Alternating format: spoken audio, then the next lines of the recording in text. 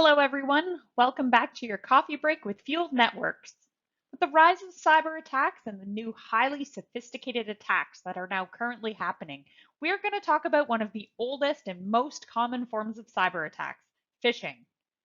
Phishing is a cyber attack that uses disguised email as a weapon.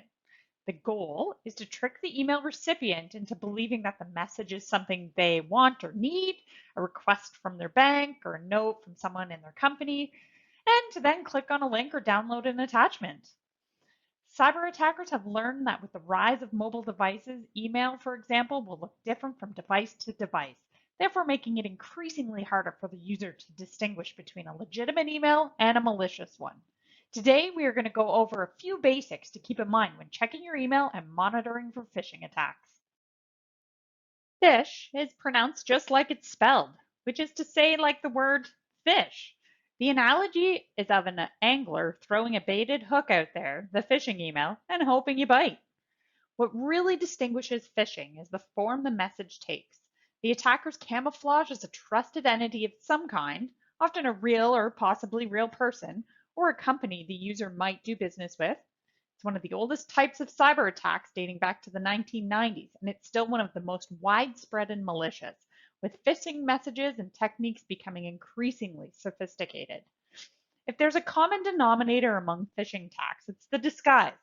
The attackers spoof their email address so it looks like it's coming from someone else, set up fake websites that look like ones people will trust, and use foreign character sets to disguise URLs.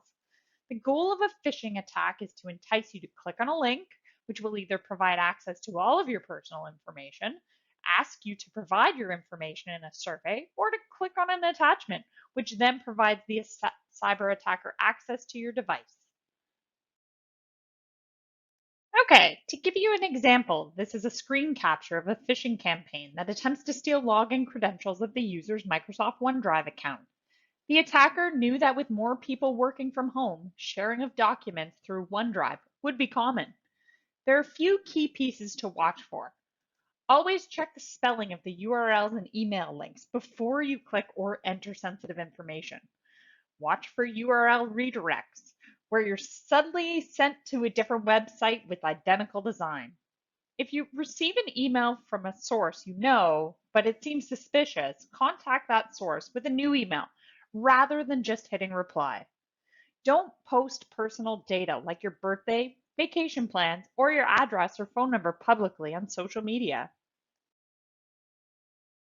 So why does phishing increase during a crisis? Criminals rely on deception and creating a sense of urgency to achieve success with their phishing campaigns. Crises such as the coronavirus pandemic give those criminals a big opportunity to lure users into taking their phishing bait. During a crisis, people are on edge, they want information, and are looking for direction from their employers, the government, and other relevant authorities. An email that appears to be from one of these individuals and promises new information or instructs the recipient to complete a task quickly will likely receive less analysis than prior to the crisis. The impulsive click later and the victim's device is infected or account is compromised. Moral of the story with phishing: if it feels weird, it probably is.